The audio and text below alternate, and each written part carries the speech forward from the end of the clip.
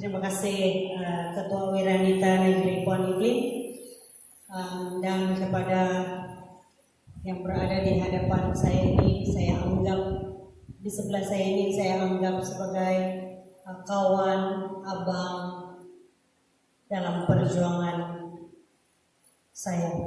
Terima kasih kepada Tuan Roger, kepada Tuan Morris, dan kepada Tuan Richard, dan kepada ini saya boleh panggil abang saya, Tuan Emeritus Bukit, dan kepada Ketua Penyelaras Kampung Baita, Tuan Matius. Dan kepada saudara-saudari yang berada di sini, selamat tengah hari. Tengah hari sudah kan? Oke, selamat tengah hari. Petang sudah. Petang dan tengah hari itu tidak sama lah itu. Oke, tengah hari juga. Oke. Sebelum itu saya percaya ada yang kenal, ada yang masih samar-samar. Dia bilang, saya pernah dengar dia punya nama, tapi mungkin kalau saya jumpa dia punya muka, saya kenal. Jadi inilah tujuan saya datang sini, untuk memperkenalkan diri saya dan sedikit sebanyak tentang perjuangan saya. Saya dilahirkan di Kampung Minawo dan saya menetap di Bomboy karena saya telah berkahwin dengan orang Bomboy, tidak jauh, di sebelah saja kan. Oke, boleh jalan kaki, boleh magates, dia bilang pakai motor pun boleh sampai sana sebelah kalau jalan kabur kan. Oke. Saya kasih singkat saja di sini sebab yang lain-lain itu sudah diterangkan oleh yang terdahulu daripada saya tadi. Apa yang saya mau tekankan di sini, kita jangan terlalu serius. Saya mau bercakap yang santai-santai supaya senang difaham. Oke? Sebenarnya saya sangat terharu apabila pucuk pimpinan Datuk Dr. Jeffrey Kitingan telah memberi kepercayaan kepada saya untuk menjadi calon IN 44 Tulik ini. Menggalas tanggung jawab ini bukan senang, bukan macam dia bilang Datuk Dr. Jeffrey cakap, Flavia kau pergi dulu sana di pasar, kau pergi beli ini. Itu senang, betul kan? Tapi ini menggalas tanggung jawab, dan itulah yang akan saya pikul. Apabila saya diberi mandat dan kemenangan menyebelahi kita, saya sebelum saya betullah cakap Tuan Emeritus dan Tuan Morris tadi, Ketua JDM Minawo, sebelum kau kasih makan anak orang, kau mesti kasih makan anak sendiri. Betul lah bahkan. Kita semua ada anak yang ada di sini, saya percaya ada anak. Takkanlah kita kasih makan anak orang dulu baru kita kasih makan anak sendiri. Oke?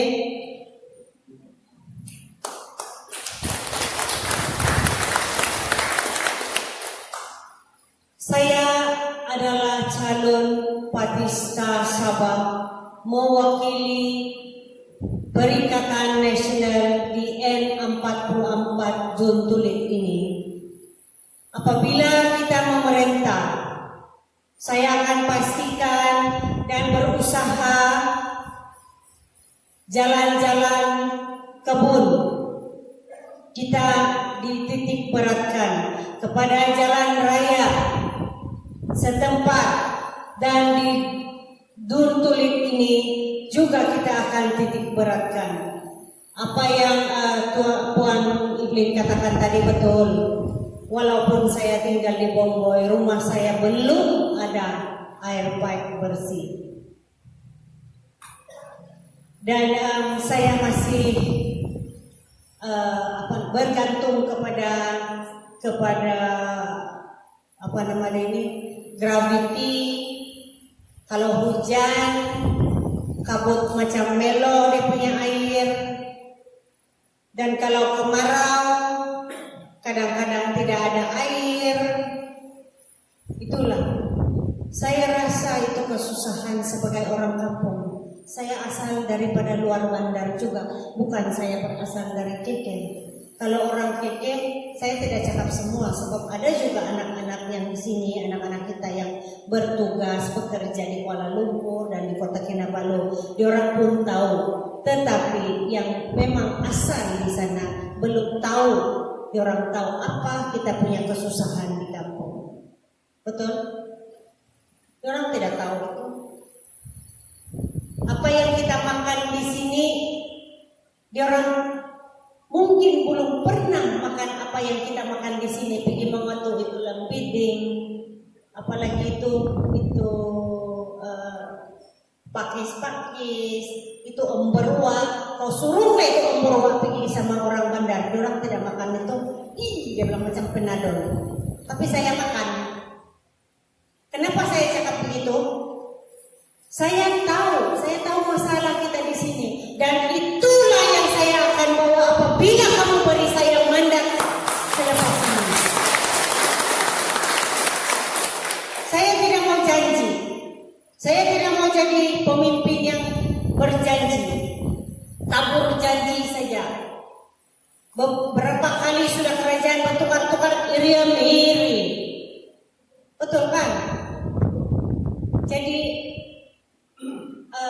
saya mau panggil ini macam satu peluang. Ini adalah satu peluang terutama sekali kepada penduduk setempat lah, kan? Penduduk setempat kita akan bangunkan kampung kita. Kita akan pembangunan masyarakat, pembangunan kampung, infrastruktur jalan raya itu kita titik beratkan. Sekiranya saya diberi mandat, saya tidak mau pergi pandang jauh-jauh. Saya tidak mau bilang pergi, kita mau di Minawang kita akan bina bangunan yang tinggi. Numan, kan? Bagus saya tolong bikin itu jalan raya. Kita akan berusaha itu air, dan di sini tidak ada lain, yang ada dusun saja. Betul, saya mau angkat telepon pun tidak dapat, betul kan? Dan itu kalau ada sesiapa yang di sini sudah melihat di TV, yang Perdana Menteri sudah kasih umum, dia akan pencawang, dia akan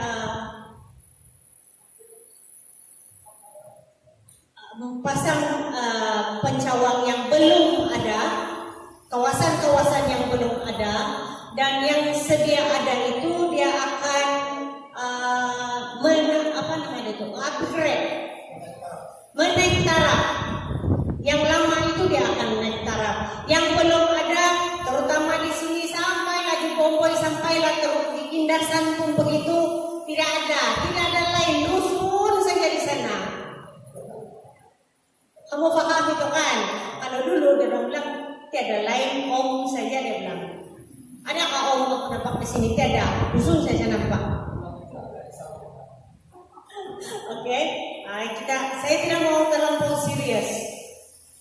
Oke, banyak lagi perjalanan, dan sebelum ini pun sudah banyak tempat yang saya kunjungi, saya lewat, saya masuk, dan saya tahu sama saja masalah di Tulip ini sama saja. Jadi itulah apabila kita memerintah, kerajaan akan berusaha untuk menaik tarafkan keadaan kampung kita dan masyarakat kita. Tidak banyak yang saya mau cakap sebab masalah. Saya tahu, jangan kamu risau. Saya tidak tahu apa masalah di kampung. Saya tahu sebab saya asal dari sini. Bukan saya hidup tutup mata. Saya nampak, saya dengar, saya rasa. kita akan beri keutamaan yang elektrik masih banyak tidak ada karen. Kadang-kadang saya masuk itu tempat ada tiang listrik, ada wayar, tapi tidak ada karen sampai rumah. Gula-gula, itulah gula-gula. Dulu punya gula-gula. Betul? Nah. Lepas itu air. Dari Bongkoi pergi kedai berapa menit? Kalau santai-santai drive 20 menit pun boleh sampai, tapi kenapa masih tidak ada air? Tahun berapa sudah ini? 2020. Rumah saya belum ada air pipe bersih. Kenapa? Itu saya mau tekankan. Dan yang ketiga, jalan raya. Kita akan usahakan ini. Jalan-jalan penghubung, jalan-jalan pergi kebun. Saya tahu orang sini kuat menanam, berusaha sendiri. Ada tanah yang sudah diusaha, tapi susah betul mau bawa itu hasil dia keluar. Sebab jalan raya pergi kebun tiada, yang ada jalan Karabau.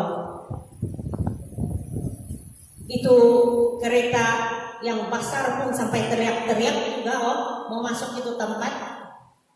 Kalau itu teriak itu kereta besar pandai bercakap, dia minta ampun sudah. Jadi itulah antara usaha yang kita akan tekankan. Dan kepada saya suka itu menyentuh pasal ini anak-anak. Sekarang kita masih dalam PKP. Masih dalam suasana yang menakutkan. Saya boleh cakap menakutkan sebab Transpagalan itu ada case, ada satu case. Saya pun ragu-ragu dan takut mau masuk di sana. Sebab kenapa? Dia akan melarang. Saya tidak mau orang cakap saya sombong ataupun ego. Kalau orang cakap saya sombong, dia bilang kenapa dia tidak sampai sini. Tapi kita kena pahami, apabila saya masuk di sana, saya keluar, saya bawa, saya kasih orang. Dan saya tidak mau ego. Itu saja. Dan saya sentuh lagi balik pasal kita masih dalam PKP ini.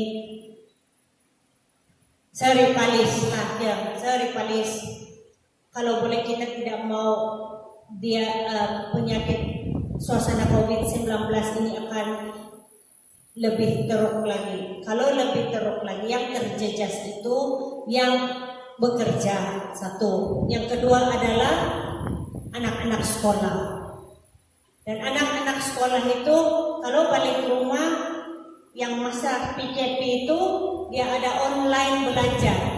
Kalau di sini pakai handphone saya online belajar memang tidak dapat.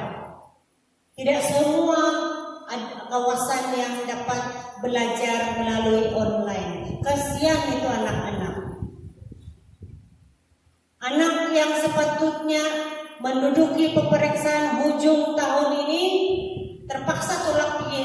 Tarik sebab orang cuti 6 bulan kan. Tolak pergi ke depan bulan 2 baru itu STPM. Bosan menunggu. Kesian. Dan mudah-mudahan usaha kerajaan Perdana Menteri dapat menangani semua itu dan sedang berusaha. Saya dipahamkan memang Perdana Menteri kita adalah seorang yang prihatin. Kalau kerajaan yang lalu, kerajaan negeri yang lalu, dia punya bantuan COVID-19 berapa? Saya mau tanya. Kita juga ini, cakap berapa dia punya bantuan? Kerajaan negeri yang lalu, kerajaan yang sudah berapa? Ada hamper kan? Ada kamu dapat? Tiada. Ada. Ya, saya ada dengar juga itu. Dia punya peruntukan sebenarnya itu hamper berharga 100. Tapi apabila dikira 60 ringgit pun tidak sampai. Kicap sama beras saja. Dan bantuan keuangan itu kalau saya tidak silap 300. Dia bilang apabila orang cek online sudah, dia bilang sudah lulus, tapi bila pergi bank kosong. Itu adalah kerajaan negeri yang lalu. Dan sekarang saya mau tanya, Perdana Menteri kita bantu kita berapa? 1.600. Ada dapat? Ada? Coba angkat tangan siapa yang ada dapat. Oke, terima kasih. Maka tidak salah saya cakapkan, kerajaan yang terdahulu pandai takut janji dan pembohong. Tetapi Perdana Menteri kita dia bohongkan. Timur dia punya itu peluang mata dia. Time PKP dia tidak tidur. Dia tidak tidur tetapi dia bekerja.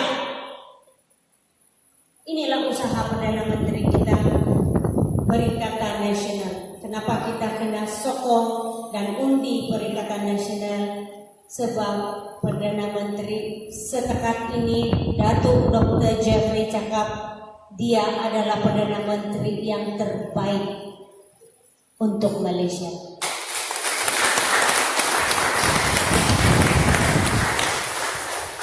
Dan manifesto Perikatan Nasional sudah keluar dan dia sudah umum. MA 63 akan dilaksanakan.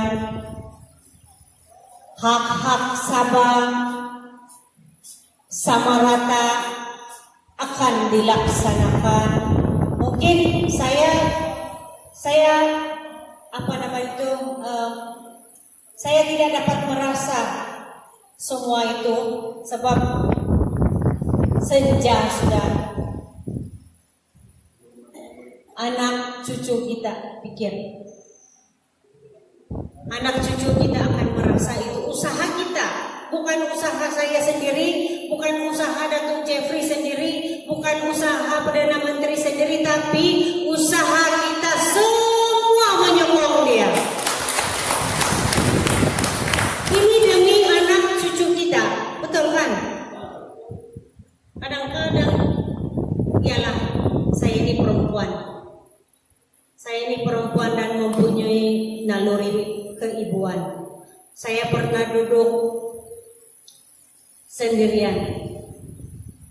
Apabila saya meninggal, apabila saya mati nanti, bagaimana keadaan anak-anak dan cucu-cucu saya di masa akan datang? Dan kita dengar, sudah baca kena viral,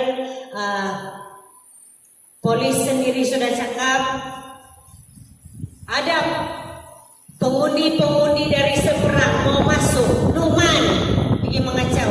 Dan diorang bawa itu COVID-19. Ini kalau bagi saya, dia adalah racun dan pembunuh senyap. Dia datang saja, dia split itu penyakit. Apabila kita sudah kena, ada lagi ke orang Sabah? Ada lagi ke anak jati Sabah? Tidak ada. Siapa ganti kita? Penampusan, diorang akan ambil hak kita.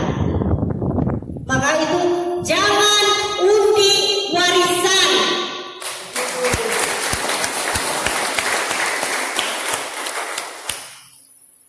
Saya mau sentuh sedikit pasal barisan nasional. Dia punya calon Matusin Bowie. Memang dia di bawah perikatan, tapi dia hanya kawan. Dia bukan calon pilihan. Dia orang main langgar, dia orang main sunsun saja. Yang diberi kota ditulis dan sun adalah star yang tanding. Tapi dia orang main langgar, dia orang tidak hormat Perdana Menteri kita. Awal-awal sudah tidak hormat Perdana Menteri. Akan datang kamu rasa diorang hormatkah? Tidak. Oke, Matusin Bowie. Dia adalah pemain bola Sabah yang terkenal. Suatu ketika dulu, seangkatan dengan Matlan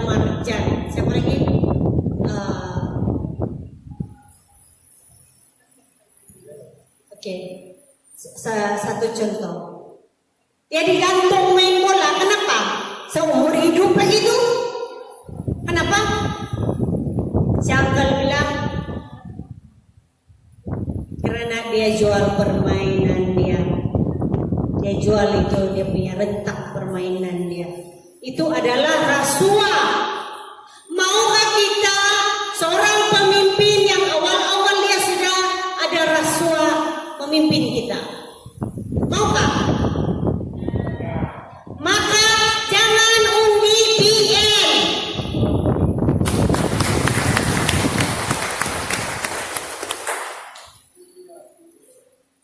Undilah PN.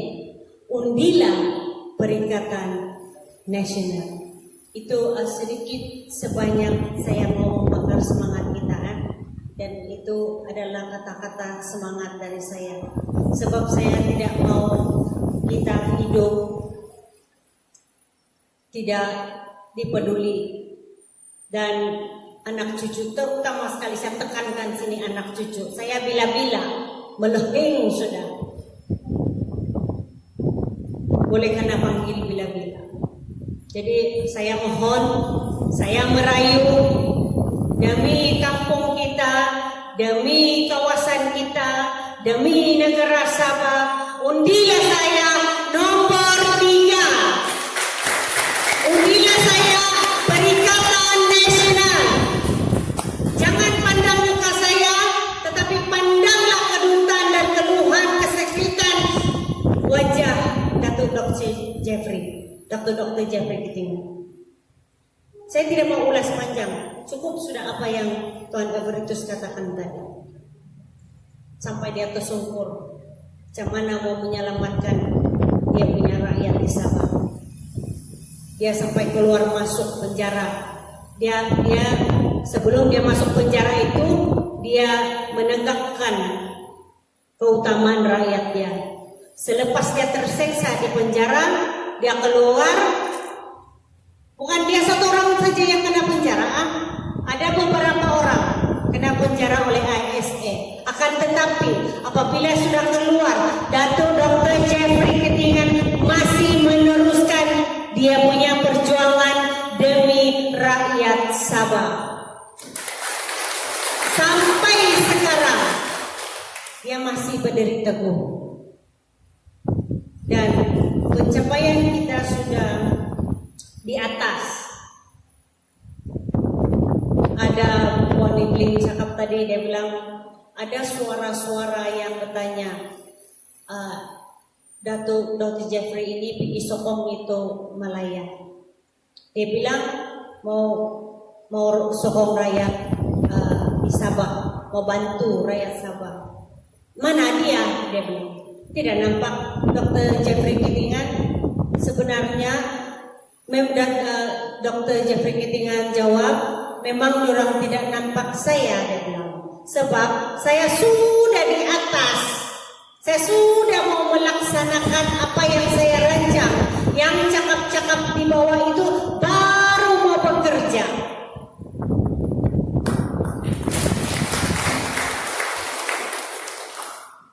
Itu adalah kelebihan presiden kita yang saya kagumi. Saya kagum dengan perjuangan dia.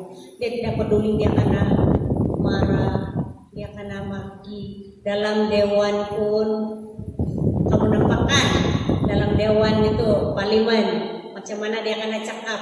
Orang teriak-teriak, dia jawab apa? Humble saja. Dia punya suara tidak pernah tinggi. Dia marah sama kami pun, dia punya suara tidak pernah tinggi. Tanyalah yang di sini kalau dia bercerita. Very humble person. Inilah Dr. Jeffrey Kitingan. Maka itu saja rayuan saya. Jangan lagi kita pandang yang lain-lain. Jangan lagi kita pandang itu lambang-lambang lain. Pandanglah Perikatan Nasional, pangkahlah nomor 3, pangkahlah Perikatan Nasional, undilah saya. Sekian dan terima kasih.